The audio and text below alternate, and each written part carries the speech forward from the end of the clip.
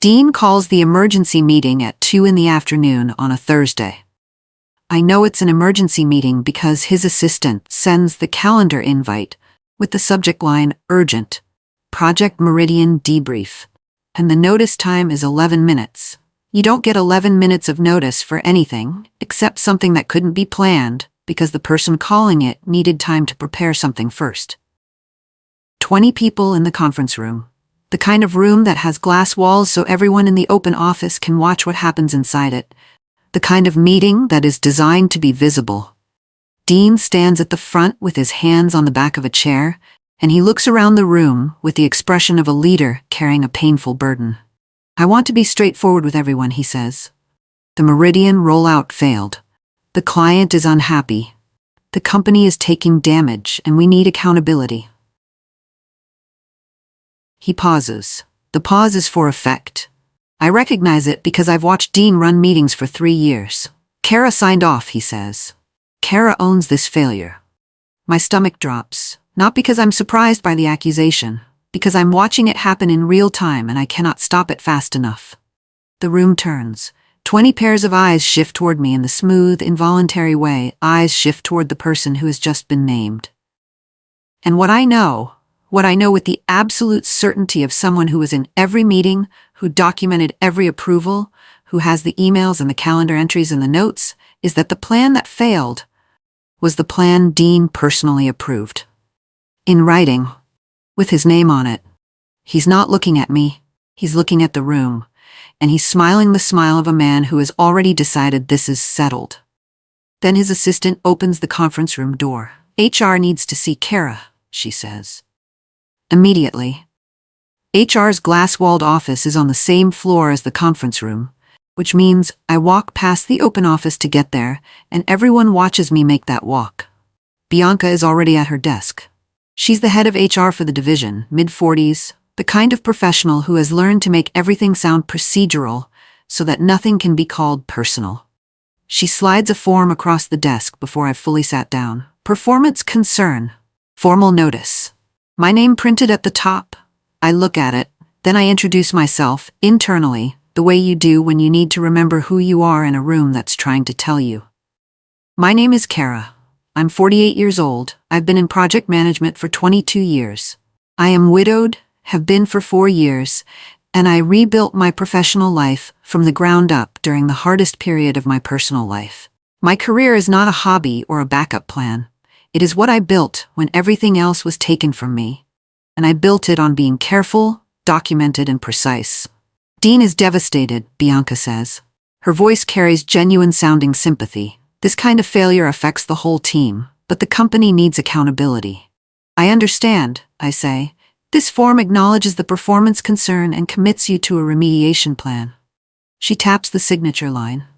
To move forward, we just need your signature. I pick up the form. I read every word. It describes specific errors attributed to me. Approval of vendor specifications without adequate review. Failure to escalate risk indicators. Final sign-off on a delivery plan that subsequently failed.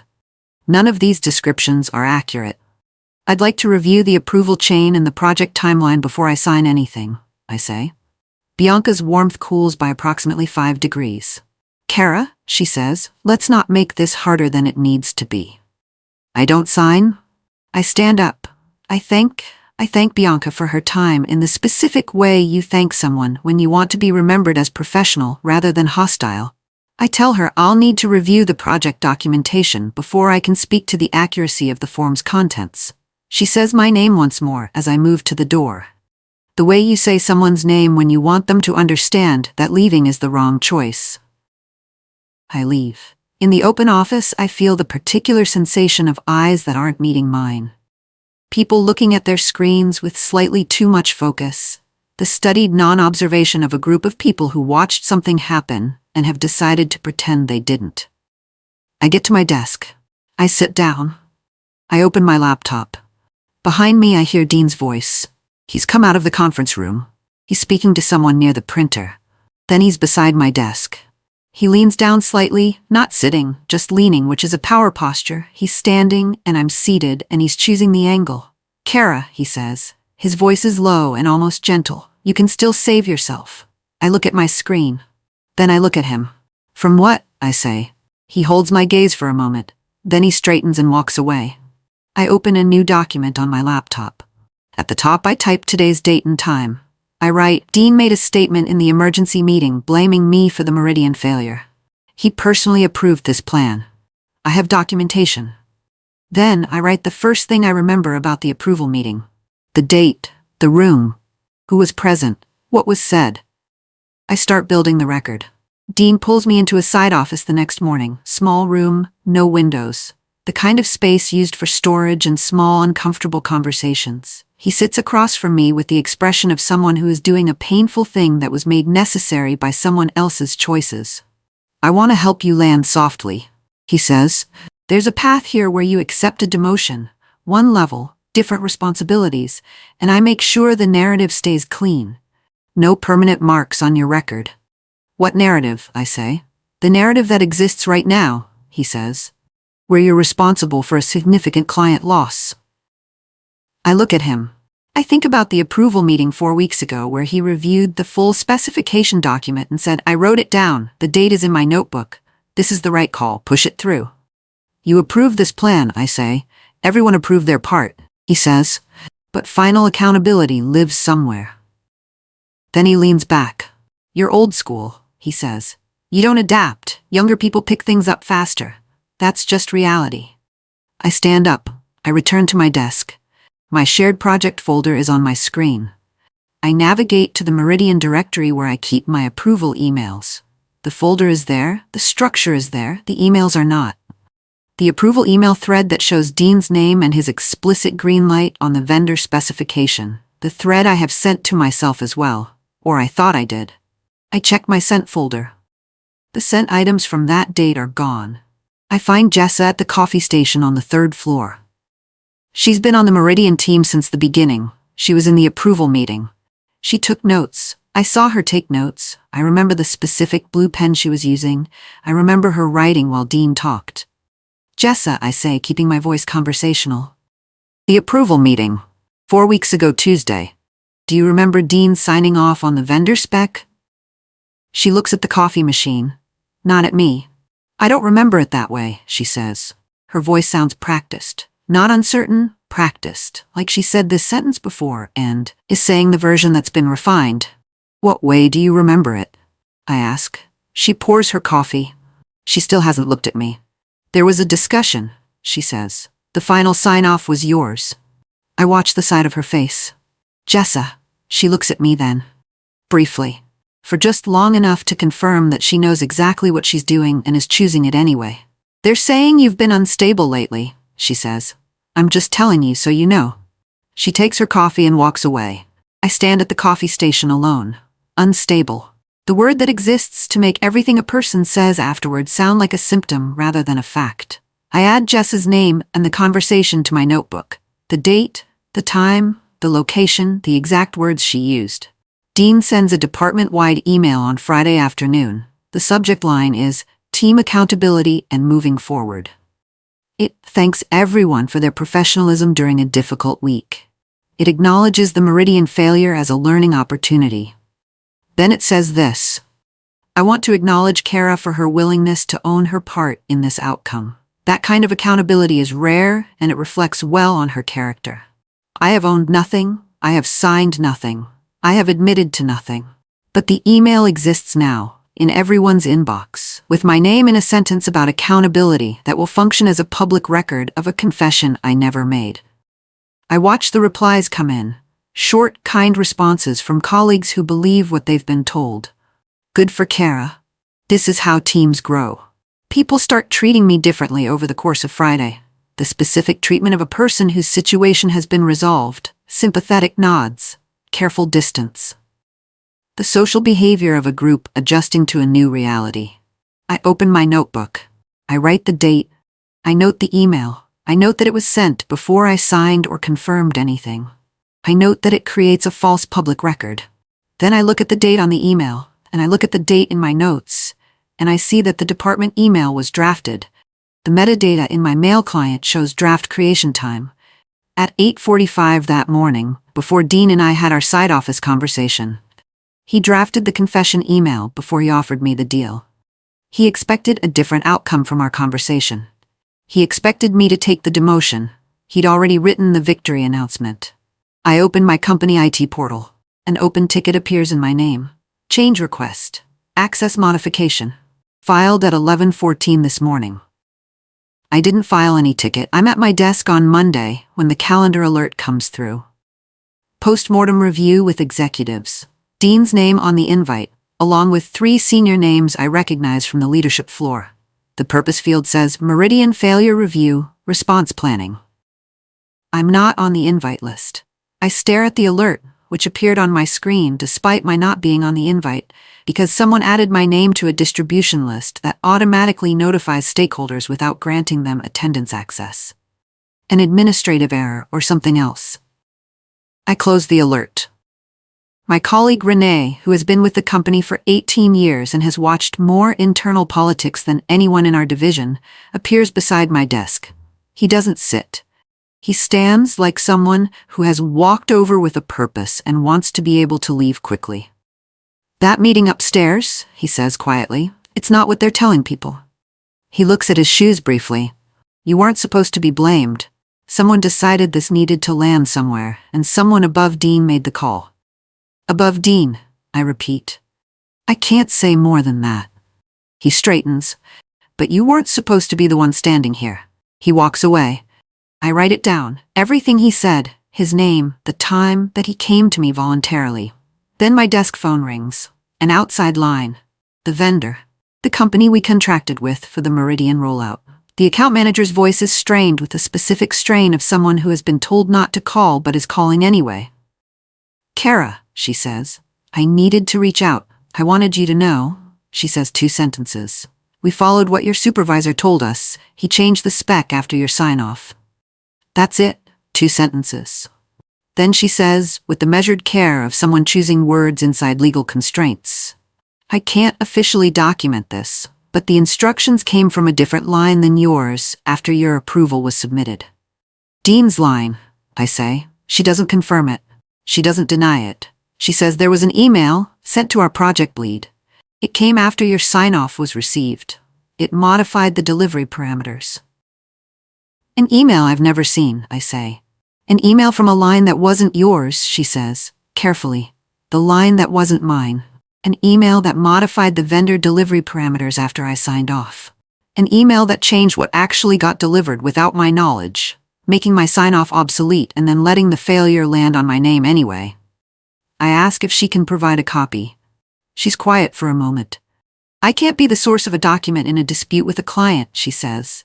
But the email exists. It's in our system. She hangs up. I write everything down. The time of the call, her words, the fact that she initiated contact, the specific language about the email from a different line. I have a record of her call. My phone's call log has the number and the duration. But I don't have the email. I submit a formal IT request for email recovery the next morning. The request goes through the standard help desk portal. I document it precisely. Date range, account name, folder location, specific subject matter I'm looking for. I keep a copy of the request confirmation with the ticket number. 2 days later, a technician named Garrett comes to my desk. He's young, mid-20s. He has the particular energy of someone who has been told something that made him uncomfortable and is trying to do the right thing within constraints he didn't design. He sits beside me. He opens his service laptop. He says, I'm running the recovery check now. He types. He reads his screen. His face changes the way faces change when you find something you weren't entirely sure would be there. He turns his laptop slightly toward me. Just far enough. Just long enough. A forwarded email thread. Dean's name in the header. Subject line referencing the vendor's project code. Date stamp showing it was sent 6 days after my sign-off. Then Garrett pulls the laptop back. He closes it. He looks at the edge of my desk instead of at me. I can't be involved, he says. I'm sorry. He starts to gather his things. Garrett, I say. He stops. I hold out my notebook with a blank page and a pen. Write down the ticket number and the timestamp. That's all. Just those 2 things. He looks at the notebook for a long moment. Then he takes the pen. He writes 2 pieces of information. He puts the pen down and he leaves without looking back. I add the ticket number and timestamp to my record. Dean calls me to his office on Wednesday afternoon. It's the first time since the side office conversation that he's asked me to come to him rather than coming to me. The shift in location is its own message. His territory. His space. He has printed pages spread across his desk when I arrive. He gestures to the chair across from him the way a person gestures to a chair when they want you to understand that you're in their seat. I want to show you what the audit will see, he says. He turns one of the printed pages toward me. A document. Project Meridian Final Approval. My initials in the approval field. My name in the project manager field. My department code. It looks real. The formatting matches our internal documents. The project code is correct. The date is correct. I look at it for a long moment. Then I ask for the file name. He reads it. I know our file naming convention. I built several of them. The naming convention includes a version timestamp embedded in the file name itself. A string of numbers that tells you when the file was created in the system. The timestamp in this file name is wrong. It postdates the project failure by 9 days.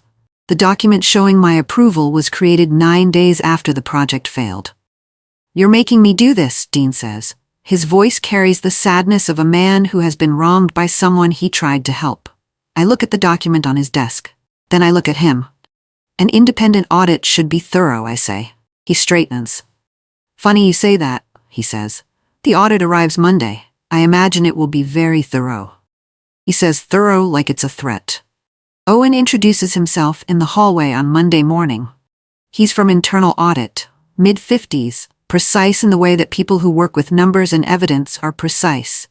He shakes my hand with the grip of someone who isn't performing confidence, but has it as a default state. I'm here to review the control breakdown on the Meridian project, he says. He says it the way a doctor describes a clinical finding, with the specific neutrality of someone who understands that accuracy is more useful than emotion. Dean appears from around the corner. He's holding a coffee cup and wearing the smile he wears when he wants to look comfortable with something he's not comfortable with. Owen, good to have you here, Dean says. Full transparency. That's what we're about. Owen nods.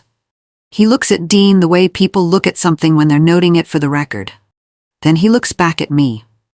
I'd like to speak with you this afternoon, Kara, he says. I'll send you a time. Of course, I say. Dean's smile stays on his face, but something underneath it tightens. The expression of a man who expected Owen to look at me like a subject, rather than a colleague. Owen turns to walk toward the conference room that's been designated for his audit work. Then he pauses. He looks back at me over his shoulder. Do you have your own records? He says. The question is quiet, specific, not hypothetical. Yes, I say. He nods once. He walks away. Dean is still standing there. His coffee cup is in his hand and he's watching Owen's back, and the smile has lost its structural integrity entirely. That night I sit at my kitchen table and I spread everything out. My personal notebook, 47 pages of entries going back to the beginning of the Meridian project. The dates, the conversations, the specific words used in specific rooms at specific times. Printed copies of meeting agendas I downloaded to my personal account before my shared folders were rearranged. Project timelines. My personal calendar entries showing which days I was in which rooms for which conversations. Screenshots I took of my own screen on the days I thought something was important. A habit I developed not because I expected this, but because I've been careful for 22 years. And carefulness looks like exactly this in the digital age. The ticket number and timestamp Garrett wrote in my notebook. The phone log showing the vendor's call. The file name timestamp anomaly I noted in Dean's office. I look at all of it spread across my kitchen table, and I understand something that becomes a decision as soon as I understand it. Dean's strategy only works if I look emotional. If I react, if I cry, if I send one heated email or make one accusation in a raised voice, the story shifts from documentation to drama. Drama is easier to dismiss than documentation. I decide to become the least dramatic person in the building. Not cold, not defeated, just professionally, relentlessly, unremarkably competent. Boring, even. The kind of boring that makes someone's case against you look absurd in comparison. Then a certified letter arrives at my door. I open it. final written warning, effective immediately. The letter is 3 pages. It cites specific errors I didn't commit. Approval of specifications without adequate vendor review. Failure to communicate project risk. Final authority on a delivery timeline that led to client loss. Each item sounds precise. Each item is constructed from real events, real dates, real project elements, assembled in a sequence that points in one direction while omitting the pieces that point in another. Bianca has attached what she calls a support plan. It includes weekly check-ins with HR, documentation review sessions, and a strongly worded suggestion that I consider a leave of absence. Sometimes a step back gives us perspective, she writes. We want to support you. I read it twice. I note the specific language, the framing, the structure. Then I go to work.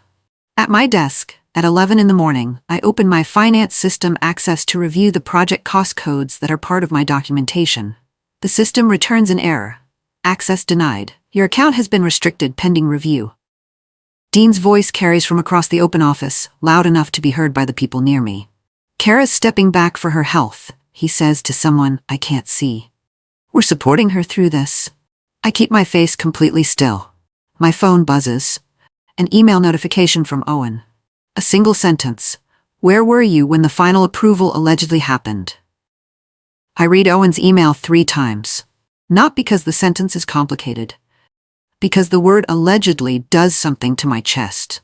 Someone in a professional capacity in an official audit role has used the word allegedly in connection with the event I've been blamed for. Allegedly. I write back with the date and time of the final approval meeting. I include the date of the approval as documented in Dean's fabricated file. I note that I have personal records for that day. Then I sit at my desk and I let myself remember that day specifically. Not because I planned ahead that dramatically, but because the day the final approval allegedly happened was also the day I left work at noon. My mother had a medical emergency. A fall at her assisted living facility. I drove 40 minutes to the hospital where they'd taken her, and I sat in the waiting room for 3 hours and then sat with her in her room for 2 more, until the doctor confirmed she was stable. I have the hospital visitor log. I have the phone calls I made from the hospital parking lot. I have the text messages to my sister updating her on my mother's condition.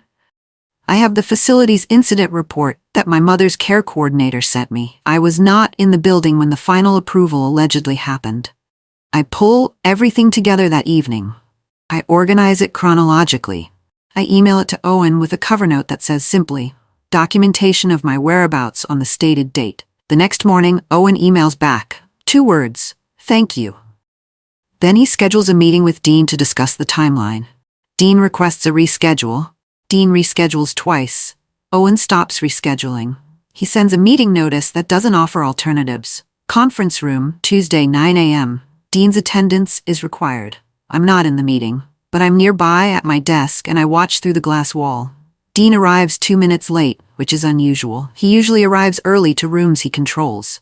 Owen has a folder open on the table. He's already seated. He doesn't look up when Dean comes in. He waits until Dean sits down. Then Owen opens with a question. I can see Dean's face, but not hear the words. The question lands. Dean's face flickers, one flash of something, not quite fear, but close to it, and then the professional composure reassembles itself. I know what Owen asked him about because Owen told me, briefly, in the hallway before the meeting. I'm going to ask about the date, Owen said. I have your records. I just want to see his answer. I watched Dean answer for about 4 minutes. Then Owen turned a page in his folder and asked something else. Dean's hands moved to the table. After the meeting, Owen walks past my desk. He says, quietly, without stopping, I've requested the badge swipe logs from security. I look up. Those show building entry and exit. Yes, he says. He keeps walking. Dean doesn't come out of the conference room for 11 minutes after Owen leaves it. The badge swipe logs come back the following day. Owen shares the relevant finding with me in a meeting in his audit room, which he's entitled to do as part of his scope. He shows me a printed page. The logs show building entry and exit times for the date in question. My badge shows an exit at 12:04 and no re-entry until the following morning. I was gone. The logs confirm what my hospital records confirm and what my phone records confirm. I was not in the building when the approval document was allegedly signed. Then Owen shows me the meeting minutes. The official record of the final approval meeting lists me as present. My name appears in the attendee column. Owen points to the column header. This template, he says, was used for 3 different meetings in the same month. The attendee list format is identical in all 3. He turns the page. The meeting minutes for the previous week's check-in have this same column structure with some of the same names, copied from an older document. He taps a specific cell. This attendee list wasn't generated from a sign-in or calendar acceptance. It was copied from a template and modified. One name wasn't updated. He points to a name that appears in the Meridian minutes but wasn't on the project team. Someone filled out the Meridian approval minutes from a template and forgot to remove a name that had no business being there. That's a mistake, I say. It's a crack, Owen says. He closes the folder.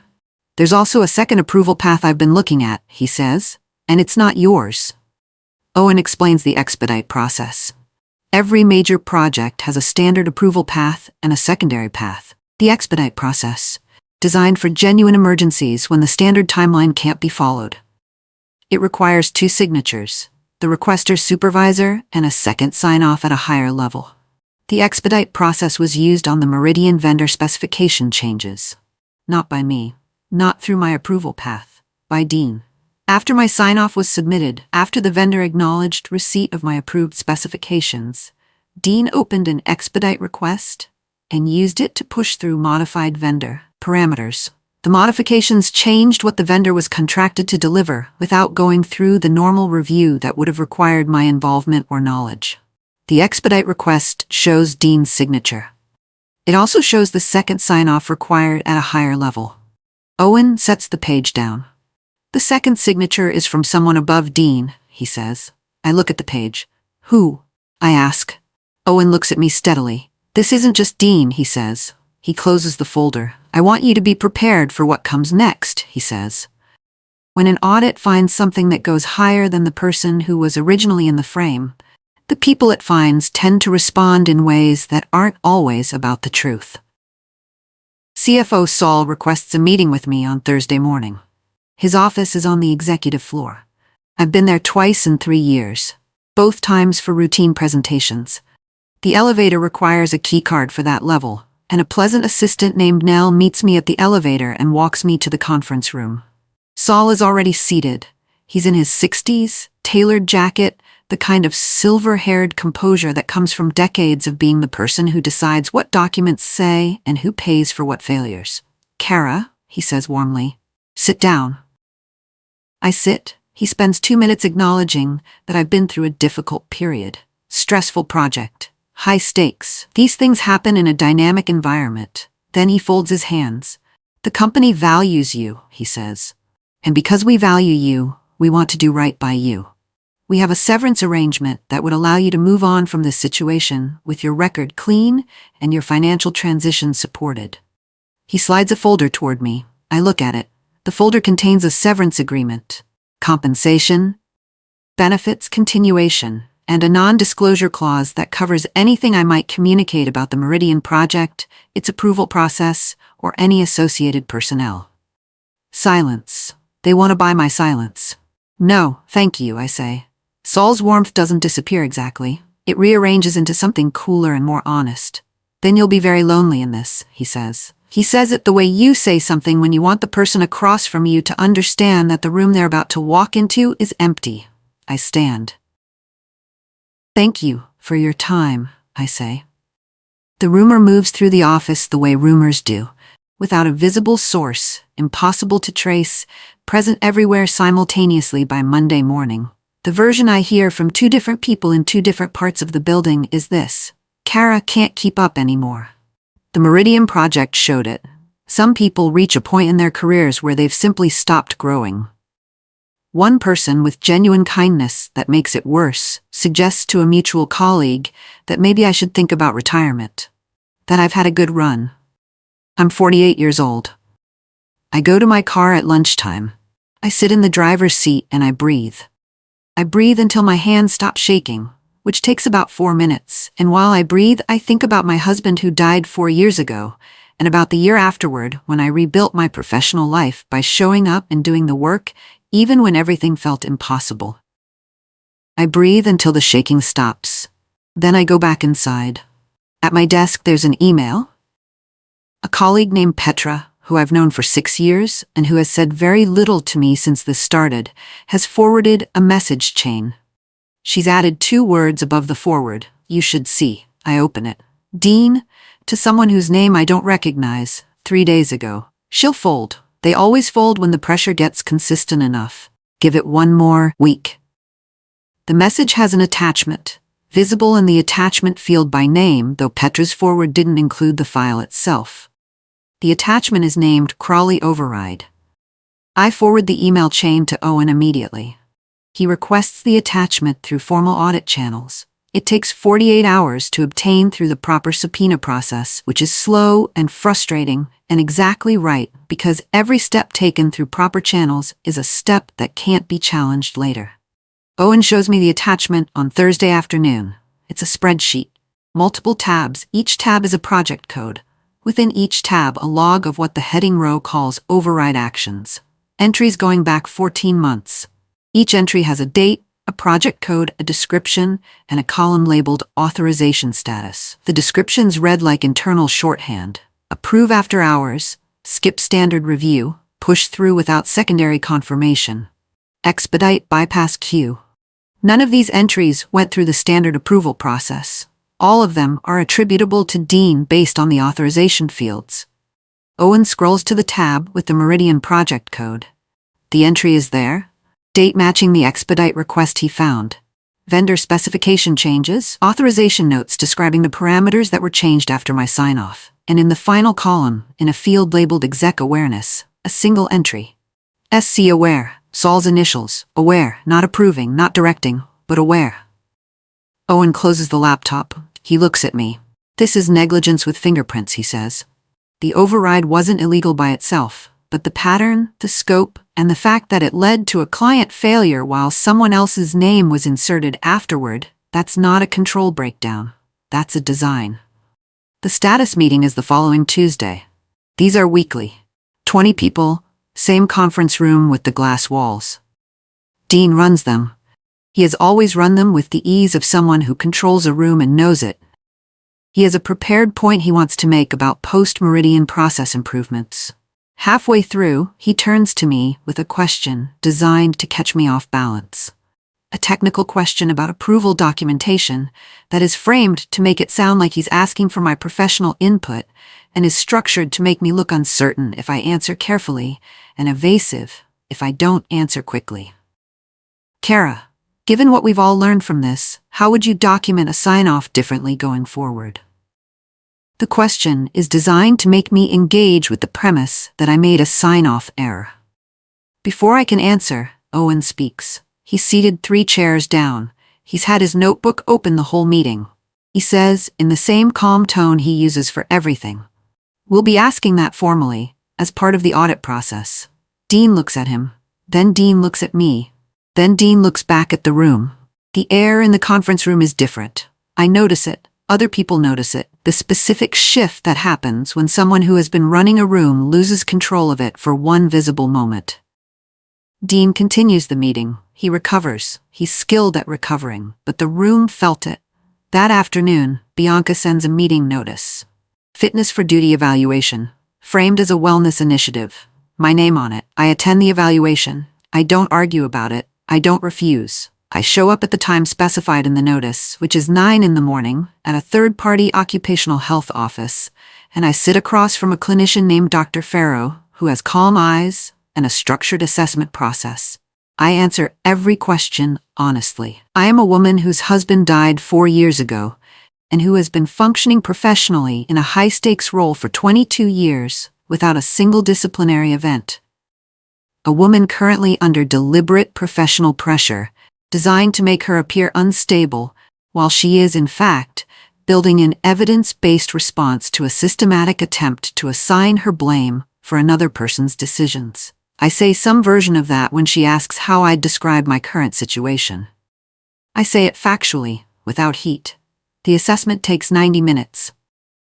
Dr. Farrow's letter arrives 3 business days later. It goes to HR. It states that I am fully competent, professionally oriented, and that there are no clinical indicators of impairment to my professional judgment or functioning. I'm in the hallway when Bianca reads it. I happen to be passing her office, and her door is partially open, and I see her face when she gets to the conclusion. Her face tightens. Owen stops beside me in the hallway without me noticing his approach. The audit report is almost finished, he says quietly. Good, I say. There's a review committee that wants to see it before it's released, he says. They've proposed language changes. What kind of changes? The softening kind, he says. Saul proposes the softening in a formal note to the audit process. He frames it as protecting sensitive personnel information. He uses phrases like reputational considerations and measured communication. The effect of his proposed language changes is to remove the specific attribution of the override pattern to Dean and to describe the Meridian failure as a systemic control gap rather than a documented series of decisions made by an identifiable person. Owen refuses. He escalates to the board's audit committee, which is the proper channel for a disagreement between a CFO and an internal auditor about audit findings.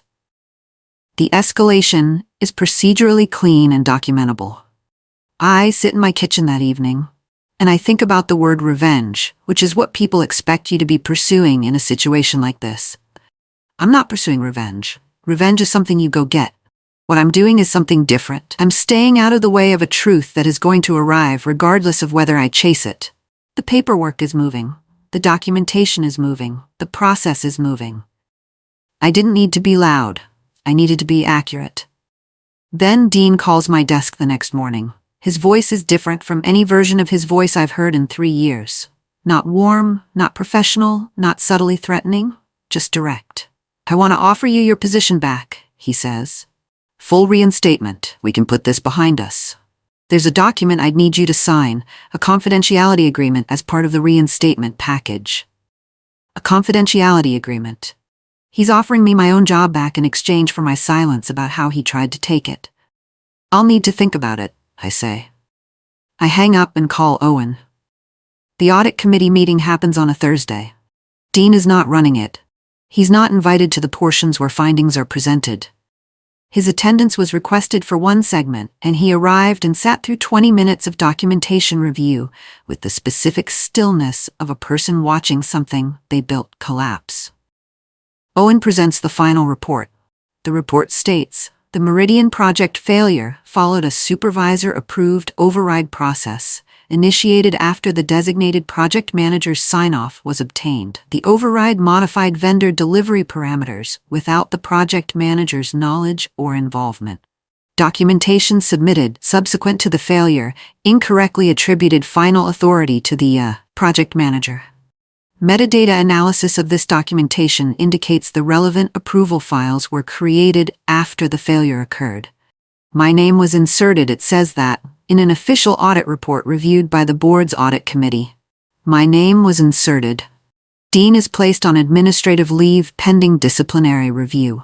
Saul is placed under board review for his documented awareness of the override pattern without corrective action. After the committee meeting ends, as people are leaving the conference suite in the controlled dispersal that follows formal proceedings, Dean comes to find me.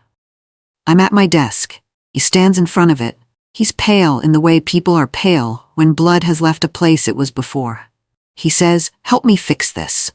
I look at him. This man who stood in a conference room and said my name in a sentence designed to end my career. This man who drafted a victory email before the conversation happened. This man who sat across from me and called me old school while counting on me to fold. You approved it, I say. You own it. I do not gloat. I want to say that clearly because I've thought about what this moment was supposed to feel like for 27 days, and what it actually feels like is not triumphant. It feels clean. There's a difference. I submit my formal requests through the HR process the following Monday morning. Reinstatement to my current role. Back pay for the period of the false warnings effect. Reassignment to a chain of command that does not include Dean or anyone in the leadership structure currently under review. I submit them with the full audit report attached as supporting documentation.